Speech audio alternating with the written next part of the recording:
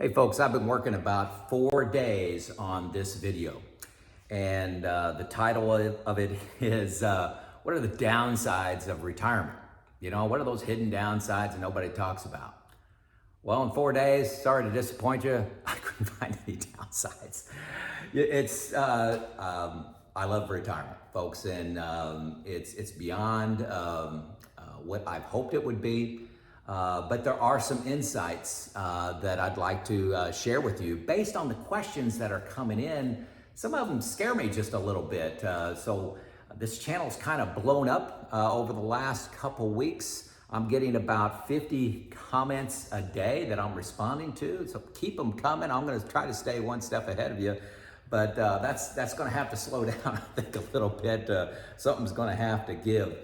But no doubt, sorry to disappoint you, no downsides to retirement.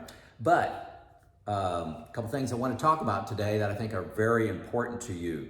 A lot of questions around how much money do you need in retirement, okay? And folks, that's why I'm on location out here. This is my garage, and you notice behind me there's that blue Toyota Camry, okay? It's a 2005. Okay, 2005 with 156,000 miles on it. Extremely reliable car. I drive it to California and back. No problem at all. But it doesn't, elevate my status when I drive it around. I don't get my self-worth from that vehicle, but it's extremely reliable getting me from point A to point B. That's the right answer for me. Now, if you want to lease a car, that's an F-150 pickup truck. Every 2 years, you get a brand new one. Great for you. But your retirement number is going to be different than mine if I'm driving that Camry. Just what I choose to do, okay? We choose to spend our money differently. We like to travel. We've got a decent house. But our house is paid off. Is yours paid off? What debt do you have? What credit cards? What's your health? All those things matter in determining your number. So the wrong question is, how much money do I need to retire? The right question is, what are your expenses? So calculate your monthly expenses, and then you can back calculate how much roughly what the stock market's going to return after inflation. And so you just put that for bucket 3 money, bucket 2 money, cut that in half, make it about 4%, and then bucket 1 money, I would put it 0%. And then you can figure out what your total savings needs to be. Hopefully that makes sense there, but it's why we're out here in my garage. Another question I got that really made me nervous is somebody asked what my monthly income needed to be in retirement. Folks, that's completely the wrong question. Monthly income, you need to be taking a much longer view of things than every month. You need to be looking in years. That's why I have the buckets, the bucket strategy of bucket 1 being 0 to 4 to 5 years of income in very secure investments, maybe even in a savings account. And bucket 2 being years 4 to 7 that are in something, maybe some high dividend paying funds, less risky things. And then bucket 3, 7 years and beyond, that be in something that's, growth mutual funds or something like that. A little more risky, but you can ride the bear and bull markets out with that bucket 3. But if you're looking at monthly income, your retirement's going to be extremely stressful for you as you wake up and watch, the stock market move around.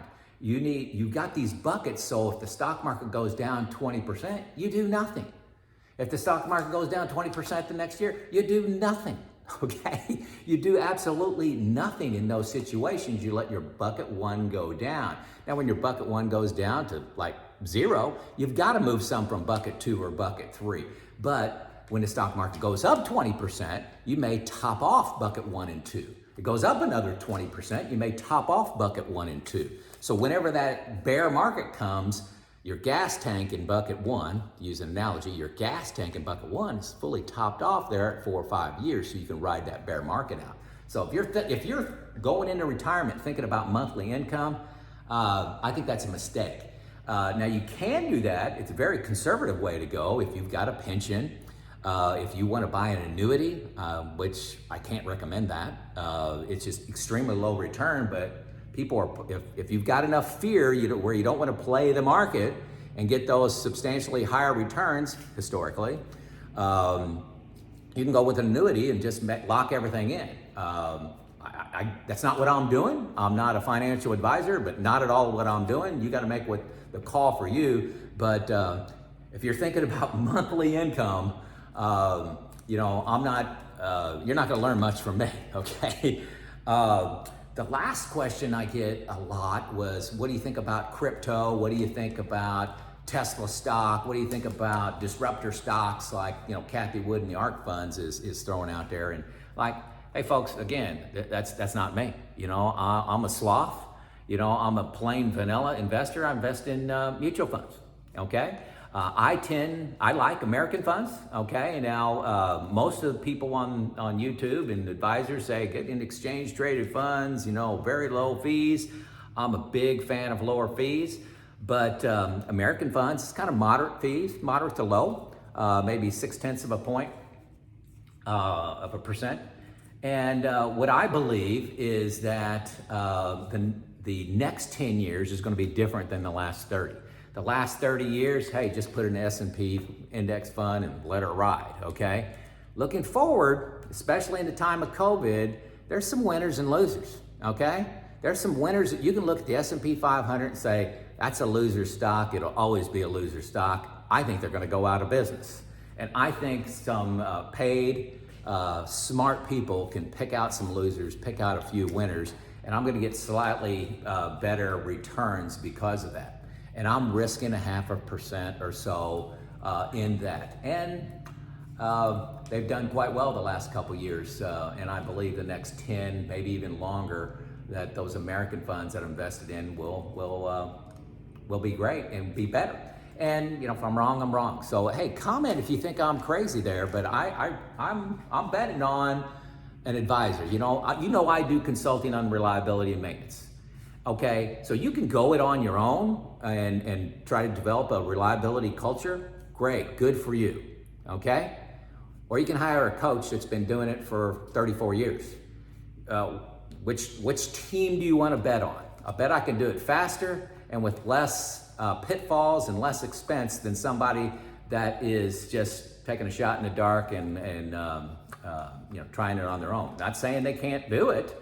I'm just saying more pitfalls, take longer. So I take that same philosophy of having an experienced guide helping me on my financial journey. I'm paying American funds, those folks at Capital Group, to do that.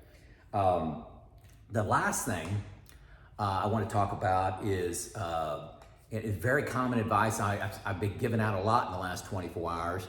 People are communicating to me their fire date. Hey, I can retire in 6 years, 9 years, 8 years, 7 years, whatever it is. And I come back to every one of them and I said, hey folks, when you retire early, consider retiring to a passion of yours. Something that's not full-time, but something you just love doing. It's your calling in life, your gift in life, and think about how you can monetize that. You may still work, 15, 20 hours a week, but imagine you can make $20,000 a year doing that, and you love doing it, okay? Consider how that changes your math for your retirement date. So if you're out there at 6, it may change it to 3. Okay, it may change it to 3 and it'll actually motivate you for the next 3 to say, hey, I want to go to this passion. So you're going to create 3 more years of retirement and you'll get more granular and focused on delivering that retirement date because you know what you're going to retire to. Okay, so that's kind of summarizes the questions and comments I've been getting in the last 48 hours. Thought I would share it with you in my garage. So this is Joe out. Please keep the comments coming.